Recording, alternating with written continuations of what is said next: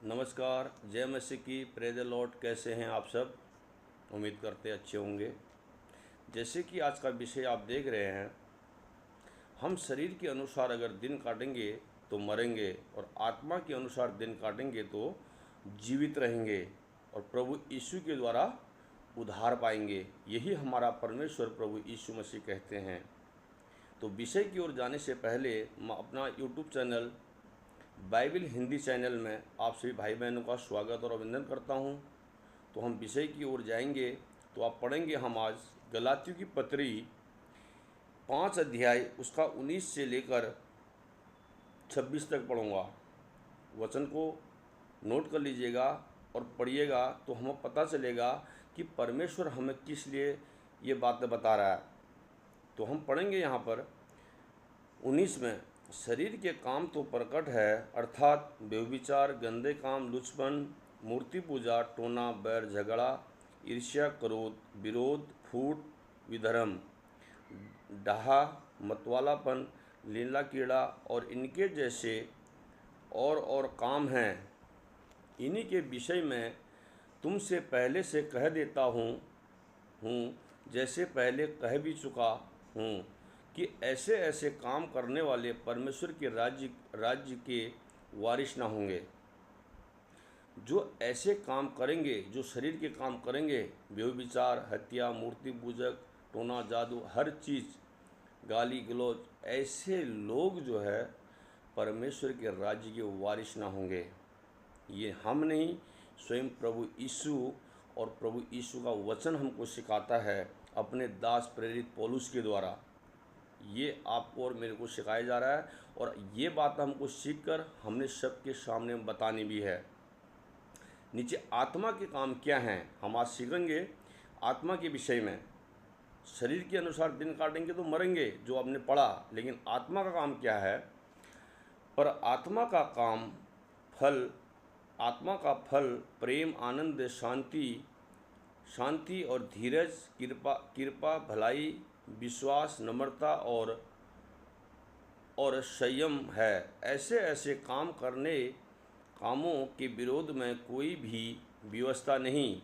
और जो मसीह यीशु के हैं, उन्होंने शरीर को उसकी लालसाओं और अभिलाषाओं समेत क्रूस पर चढ़ा दिया है।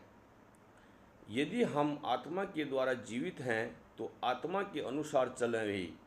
हम घमंड होकर ना एक दूसरे को छेड़ें और ना एक दूसरे से डाहा करें। ये है आत्मा का फल। और हमने ऊपर पढ़ा 19 से, तो 19, 20, 21 से हमने पढ़ा, तो वहाँ इसके विषय में पूरी बातें लिखी है। एक मसीह में आने वाले व्यक्ति को ये काम नहीं करना चाहिए, ये शरीर के काम। हमें आत्मा के काम करने हैं।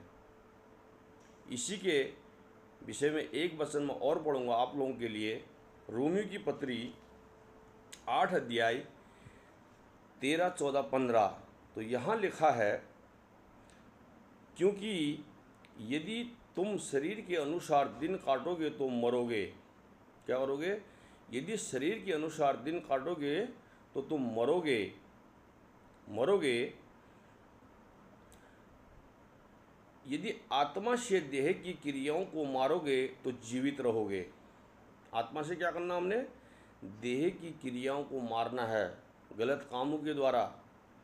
और आज हम देखते हैं बहुत सी कलीसियाओं में शरीर के काम भी प्रकट हैं, संस्कार, विधि, नियम भी चल रहा है। ये भी शरीर का काम है।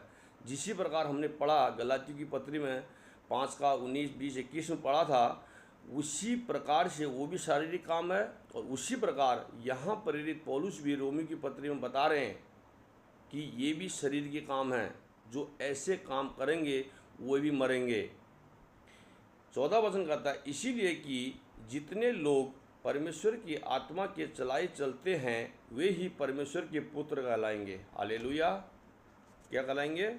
जितने लोग परमेश्वर की कही हुई बातों के अनुसार चलेंगे वही परमेश्वर के पुत्र कहलाएंगे।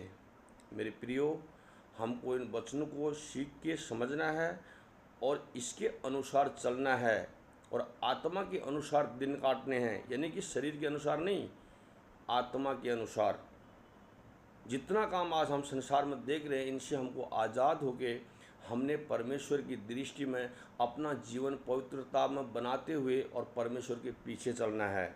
शरीर के काम से परमेश्वर प्रसन्न नहीं है, वो केवल आत्मा के कामों से प्रसन्न है, संस्कार विधि नियमों से नहीं, वो आत्मा कामों से प्रसन्न है। उसी प्रकार प्रेरित पौलुस यहाँ रोमियो की पत्री में हमको बताए। आप इनको अच्छी तरह पढ़िएगा तो आपको समझ में आएगा कि परमेश्वर हमें किस बात के लिए बातें बताता है। 13, 14, 15 मैंने पढ़ा और आप पूरा अध्याय को यहाँ पढ़िएगा तो हमें समझ में आएगा आत्मा के काम क्या हैं। परमेश्वर शरीर के कामों से प्रसन्न नहीं है, आत्मा के कामों से प्रसन्न है। इन वचनों के द्वारा परमेश्वर आपको और आपके घराने को आशीष करे। और वीडियो को लाइक और शेयर जरूर करिएगा। तब तक हमें विदा दें। सबको जय मसीह की।